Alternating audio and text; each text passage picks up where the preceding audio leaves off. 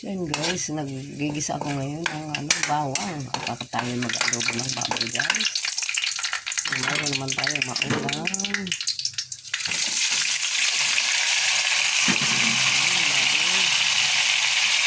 Lagyan natin yan ng no cube.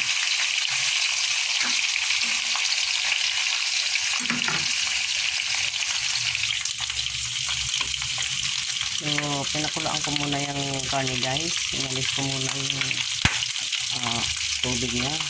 Yan, lalagyan na natin ngayon siya ng toyo. Yan po, tayo pampalasa. Paminta. Yan. Lagyan na natin itong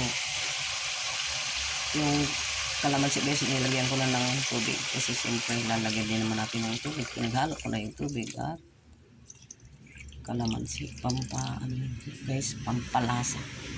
Mas gusto ko sa adobo yung kalamansi kaysa sa suka. Ayan, takpan natin yan para lumambot yung karne guys. Yung boses ko guys, namamalata ko guys kasi nag-concert ako. Joke. So ito na guys, luto ng ating adobo. Ulam natin guys, pananghalian. So yan, thank you for watching. Kain na guys. Kain na tayo guys. Ayun, puputo ka na guys.